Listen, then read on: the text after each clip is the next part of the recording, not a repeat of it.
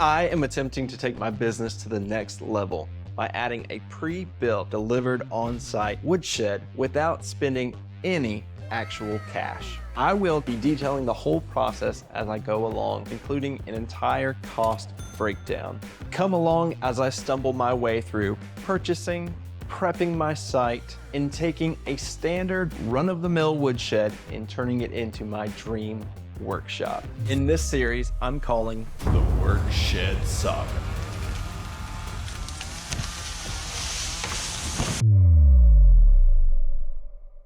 We bought our first house 7 years ago. When we first moved in, there was only a carport with a sagging header and one lonely ceiling light. I didn't have too many tools at the time, and it was kind of nice because I had so much free space to work in.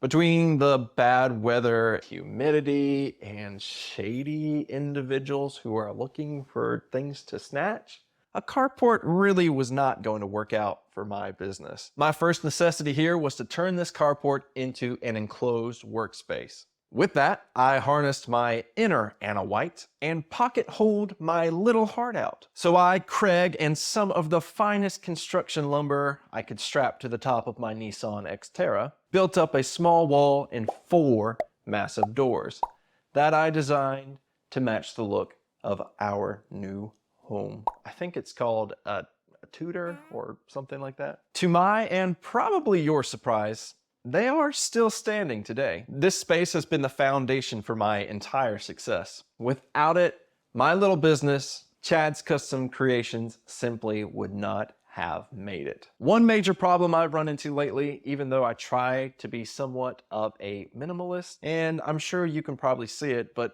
I really need more space. Now that it's filled up with all these tools, machines, and lasers and things like that, I can't really handle big jobs anymore. From time to time, I would set up temporary tents in the driveway when working on bigger projects, but honestly, I needed something that wouldn't fly away.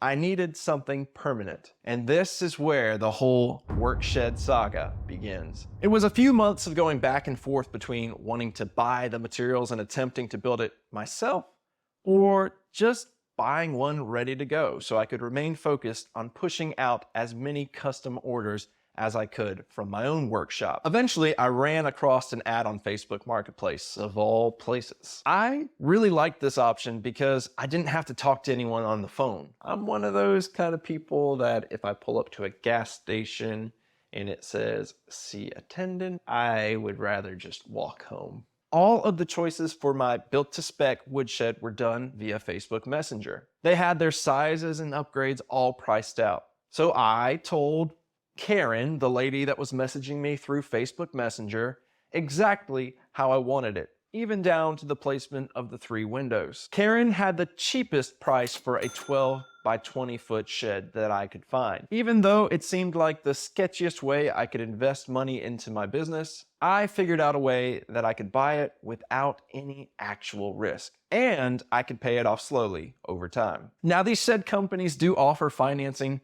but if you look at it, you end up basically paying for 2 sheds if you go that route. I think this is why you see so many of those shed repos. My workaround was to go ahead and apply for a 18-month 0% interest credit card. And that's what I was gonna use to pay for my shed. Even though I had the cash to pay for it up front, sometimes it's good to keep a little cash on hand for rainy days. I only had to pay the shed company a certain amount up front, and the rest would be paid after delivery. So I waited for my new card to show up, and when it did, I immediately messaged Karen to place my order. And the beautiful thing about purchasing it with a 0% interest credit card is instead of paying $6,800 all at once in cash, I now just have to pay the credit card company $378 for 18 months.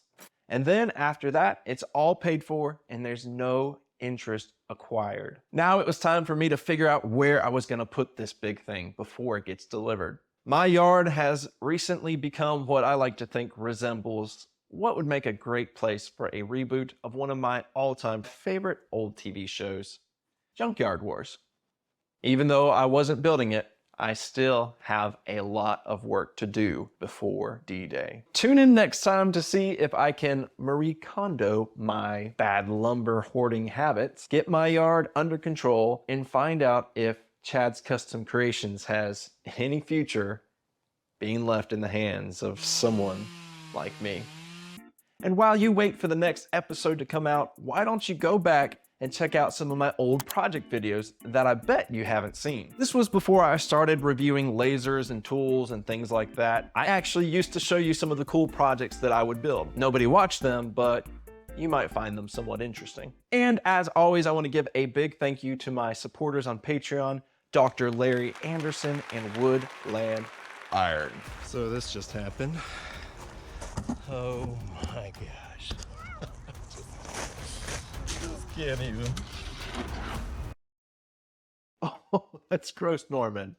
Norman, that's gross. Don't show them that.